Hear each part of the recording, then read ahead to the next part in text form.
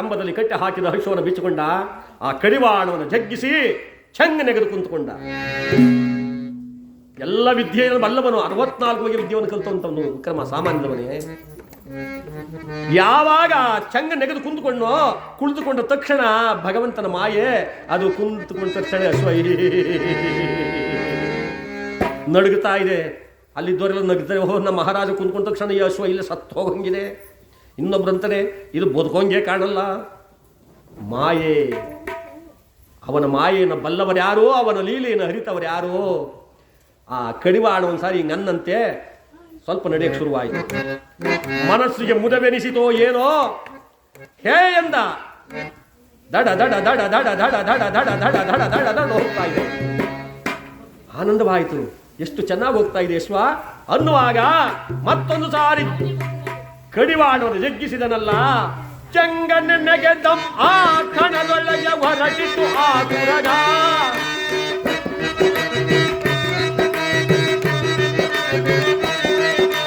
ಸರಳವದುತ್ತ ಹೊರಟಿತು ಬಲು ಬೇಗ.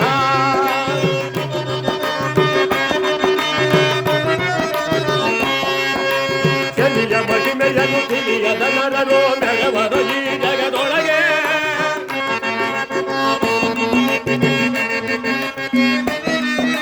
ಮಹಾದೇವ ಮಹಾದೇವ ಓ ಶಿವ. ಭೂಮಿ ಮೇಲೆ ಹೋಗುತ್ತಿದ್ದ ಆಕಾಶ ಮಾರ್ಗದಲ್ಲಿ ವಿಕ್ರಮನ್ನ ಹೊತ್ತುಕೊಂಡು ಹೊರಟಲ್ಲ, ತನ್ನ ಬಲವನ್ನೆಲ್ಲ ಹಿಡಿದು ಎಳಿತಾ ಇದ್ದಾನೆ. ಎಷ್ಟು ಹೇಳಿದರೂ ಇವನು ಹಿಡಿದು ಕಷ್ಟ ಸಿಕ್ಕಿಲ್ಲ. ಶನಿರಾಜ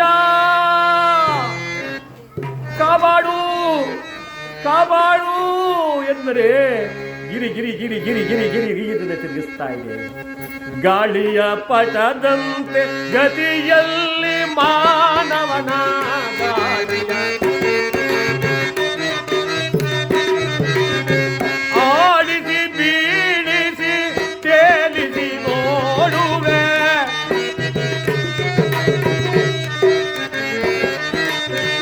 ಆಡಿಸಿ ಬೀಳಿಸಿ ತೇಲಿಸಿ ನೋಡುವೆ. ಬಲ್ಲವರ್ಯಾರೋ ಹೃದಯ ಮಹಿಮೆಯ.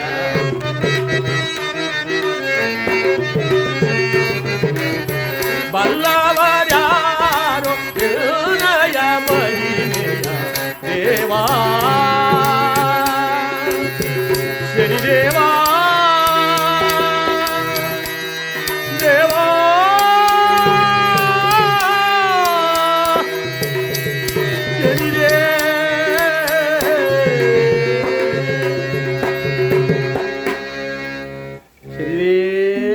ಗೋಳಾಡ್ತಾ ಇದ್ದಾನೆ.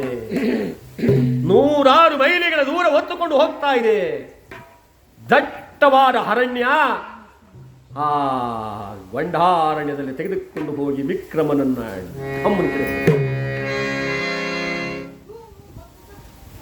ತಾನು ಯಾವ ಕಡೆಯಿಂದ ಬಂದೆ ಅಂತ ಗೊತ್ತಿಲ್ಲ, ಎತ್ತಗೆ ಹೋಗ್ಬೇಕು ಅಂತ ಗೊತ್ತಿಲ್ಲ. ಮೂರ್ಛಿತನಾಗಿ ಬಿದ್ದಿದ್ದಾನೆ ಮಹಾರಾಜ. ಅಶ್ವವೇ ಒಂದು ಕಡೆ ನಿಂತಿದೆ, ಕಣ್ಣನ್ನು ಮುಚ್ಚಿದ್ದಾನೆ. ಶನಿರಾಜ ಶನಿರಾಜ ಶನಿರಾಜ. ಕಾರವಾನ ವೇಷದಲ್ಲಿ ಕುಳಿತಿದ್ದಲ್ಲ ಪರಮಾತ್ಮ. ಆ ಮಂತ್ರಿಯನ್ನು ಕೇಳಿದ, ಏನಯ್ಯ ಮಂತ್ರಿ, ನಾನೆಂತಹ ಕಳ್ಳದೇಶಕ್ಕೆ ಬಂದ್ಬಿಟ್ನೋ? ಯಾಕೆ ಸ್ವಾಮಿ? ಅಲ್ಲ ಕಡೆಯ ನಿಮ್ಮ ಮಹಾರಾಜ ಕುದುರೆಯನ್ನು ಪರೀಕ್ಷೆ ಮಾಡಿ ನೋಡ್ತೀನಿ ಅಂತ ಕುದುರೆ ಏರೋದವನು ಹಿಂದಿರುಗಿ ವಾಪಸ್ ಬರಲೇ ಇಲ್ವಲ್ಲಯ್ಯ.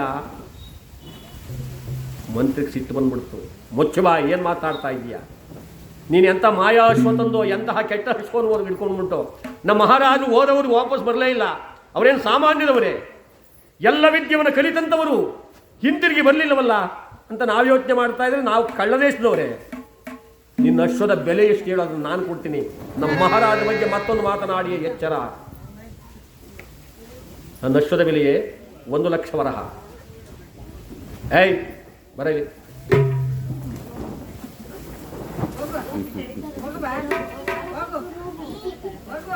ಬಾರೋ. ಈ ಕಾರವಾನಿಗೆ 1,00,000 ವರಹವನ್ನು ಎಣಿಸ್ಕೊಟ್ಟು ಕಳಿಸ್ಬಾ. ಇವನು ಮೊದಲಿಂದ ಹೋಗ್ಬಿಡ್ಲಿ. ಎಲ್ಲಿಂದ? ನಮ್ಮ ಅರಮನೆ ಬಿಟ್ಬಿಟ್ಟು ಮದ್ನೊಂಟೋಗ್ಲಿ ಅವನು. 1,00,000 ವರಹ ನಾಣ್ಯಗಳನ್ನು ಎಣಿಸಿ ಆ ಭಗವಂತನಿಗೆ ಕೊಟ್ಟರೆ ಅವನಿಗೆ ನಗನಾಣ್ಯ ಬೇಕೇ. ತೆಗೆದುಕೊಳ್ಳುವಂತೆ ತೆಗೆದುಕೊಂಡ. ಈಚೆಗೆ ಒಂದು ತಟ್ಟನೆ ಮಾಯವಾದವನೇ ಬಂದು ಇಲ್ಲಿ ಪ್ರತ್ಯಕ್ಷನಾದ. ಇಲ್ಲಿ ವಿಕ್ರಮ ಕಾಡಿನಲ್ಲಿ ಬಿದ್ದಿದ್ದಲ್ಲ, ಅರಣ್ಯದಲ್ಲಿ. ಶನಿರಾಯ ಶನಿರಾಯ ಎರಡು ಕಣ್ಣುಗಳ ಮುಚ್ಚಿಕೊಂಡು ನಕ್ಕನಂತ್ಯ. ಮಹಾರಾಜ, ಈಗೊಂದು ಗಳಿಗೆಗೆ ಮುಂಚೆ ನೀನು ರಾಜ. ಎಷ್ಟೊತ್ತಾಯಿತು? ಒಂದು ಗಳಿಗೆ ಅಷ್ಟೇ ರಾಜನಾಗಿದ್ದೆ. ಈಗ ಏನಿಲ್ಲದ ಬಿಕಾರಿಯಂತೆ ಗಂಡಾರಣ್ಯದಲ್ಲಿ ಯಾರು ಇಲ್ಲದ ಪರದೇಶಿಯಂತೆ ಬಂದು ಬಿದ್ದಿದ್ದೀಯಾ. ನೋಡು ನೋಡು ನಾನು ಯಾರೆಂಬುದನ್ನು ನಿನಗೆ ಮುಂದೆ ಗೋಚರವಾಗುತ್ತೆ ಎಂದು ಮಾಯವಾದ ತಕ್ಷಣ ಇತ್ತ ಕಡೆ ಮಹಾರಾಜನಿಗೆ ಜ್ಞಾನ ಬಂತು.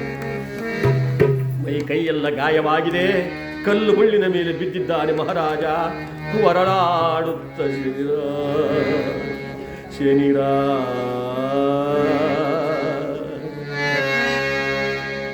ಅಯ್ಯೋ, ಈ ಅಶ್ವ ಭೂಮಿಗೆ ಇಳಿಸಿತೇ, ನನ್ನ ಪ್ರಾಣ ಉಳಿಯಿತೇ, ನಾನು ಬದುಕಿದ್ದೀನ? ನನ್ನ ಮೇಲೆ ನನಗೆ ಅನುಮಾನವಾಗ್ತಾ ಇದೆಯಲ್ಲ, ನಾನು ಬದುಕದ್ನ? ಖಂಡಿತವಾಗ್ಲೂ ನನ್ನ ಜೀವ ಉಳಿದಿದೆಯೇ? ಎಲ್ಲಿ ಅಶ್ವ ಅಂದ್ರೆ ಆ ಅಶ್ವ ಒಂದು ಕಡೆ ಗಡಗಡ ನಡ್ಕೊಂಡು ನಿಂತಿತ್ತು. ಮನುಷ್ಯನಿಗೆ ಆಸೆ, ಪ್ರತಿಯೊಬ್ಬರಿಗೂ ಕೂಡ ಕಷ್ಟದಲ್ಲಿರುವಾಗ ಈ ವಿಕ್ರಮನಿಗೆ ಅನಿಸ್ತಂತೆ, ಯಾಗಾದ್ರೂ ಮಾಡಿ ಮೆಲ್ಲನೆ ಹೋಗಿ ಆ ಅಶ್ವ ಹಿಡ್ಕೊಂಡು ಮತ್ತೆ ಅದರ ಮೇಲೆ ಕುಂತ್ಕೊಂಡು ಹಿಂತಿರುಗಿ ನಾನು ಬಂದಂತೆ ನನ್ನ ಪಟ್ಟಣದ ಕಡೆ ಹೊರಟೋಗೋಣ ಅಂದ್ರೆ ಮೆಲ್ಲನೆ ಹೋಗಿ ಆ ಅಶ್ವನ ಹಿಡ್ಕೊಳ್ಳಲು ಹೋದ್ರೆ ಅಶ್ವ ಥಟ್ಟ ಮಾಯವಾದ.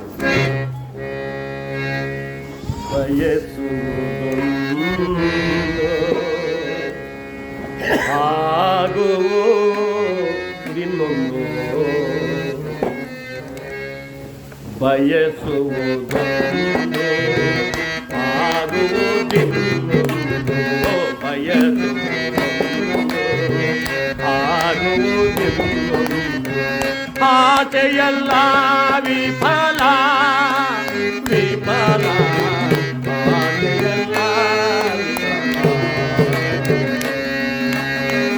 ಆಸೆಯಲ್ಲ ವಿಫಲ ವಿಫಲ ಆಸೆಯಲ್ಲ.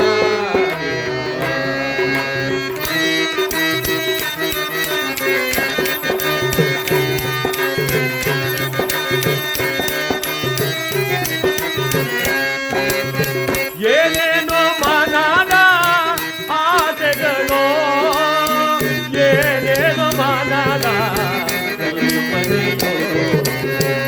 ಏನೇನು ಮನದ ಆಸೆಗಳು, ಏನೇನು ಮನದ ನೀ ಕೈದ ಕನಸೆ ನನಸಾಯ್ತೆ, ನಿಜವೆಂದು ತಿಳಿದು ಬರಡಾದೆ, ನಿಜವೆಂದು ತಿಳಿದು ಬರಡಾದೆ. ಬಯಸು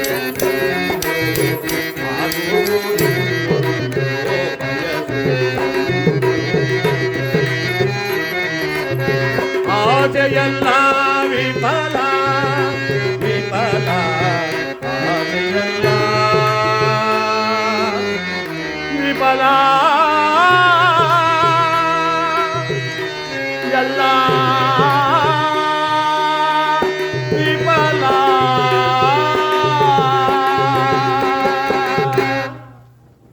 ಬಯಸಿದ್ದೆಲ್ಲವೂ ನಾನು ಅಂದುಕೊಂಡಂತೆ ಆಗಲಿಲ್ಲ. ಅಶ್ವವು ಮಾಯವಾಯ್ತಲ್ಲ ಅಂತ ಹೇಳಿ ಬಾಯಾರಿ ತತ್ತರಗೊಂಡು ಬಿಸಿಲಲ್ಲಿ ಕಂಗಾಲಾದ ಮಹಾರಾಜ ಜಲವನ್ನಾದರೂ ಕುಡಿಯೋಣ ಅಂತ ಸುತ್ತಲೂ ನೋಡ್ತಾನೆ. ಗೊಂಡಾರಣ್ಯ ಜಲವಿಲ್ಲ. ಭಗವಂತನ ಮಾಯೆಯಿಂದ ಹಾಗೂ ಹೀಗೂ ಒಂದು ಜಲದ ಕಂದಕ ಅವನ ಕಣ್ಣು ಕಾಣಿಸ್ತು. ಜಲವನ್ನು ಮಗಿಯೋಣ ಅಂತ ಹೇಳಿ ಬಾಯಾರಿ ತತ್ತರಗೊಂಡ ಮಹಾರಾಜ ಬೊಗಸೆಯನ್ನು ಹೀಗಂದ. ಜಲ ಬರಲಿಲ್ಲ, ಬೊಗಸೆ ತುಂಬ ಮಣ್ಣು ಮಾತ್ರ ಬಂತು. ಜಲವೂ ಮಾಯ. ಹಣ್ಣನ್ನಾದರೂ ತಿನ್ನೋಣ ಅಂತ ಪಕ್ಕಕ್ಕೆ ತಿರುಗಿದ. ಅವನ ಮಾಯೆಯಿಂದ ಫಲಭರಿತವಾದಂಥ ವೃಕ್ಷಗಳಲ್ಲಿ ಹಣ್ಣುಗಳು ಅಡಮ ತಿಳಿಸುವ ಹಣ್ಣನ್ನು ಕೀಳೋಣ ಅಂತ ಹೇಳಿ ಕೈ ಹಾಕ್ತಾನೆ. ಆ ಹಣ್ಣು ತನ್ನಷ್ಟಕ್ಕೆ ತಾನೇ ಮೇಲ್ಪಡ್ತದೆ. ಮರದ ಹಣ್ಣೆ ಮಾಯವು ಮಾಯ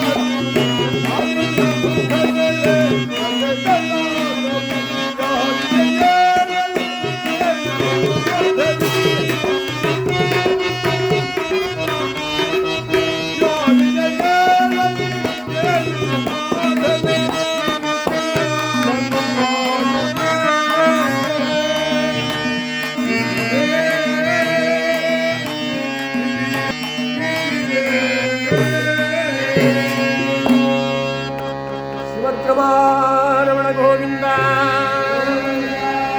ನವಗ್ರಹಗಳ ಪಾದಕ್ಕೆ ಗೋವಿಂದ, ಶನಿದೇವರ ಪಾದಕ್ಕೆ ಗೋವಿಂದ, ಭಕ್ತರುದ್ಧಾರ ಮಾಡು ಗೋವಿಂದ. ಜಯ ನಮ ಪಾರ್ವತಿ ಪದಯೇ.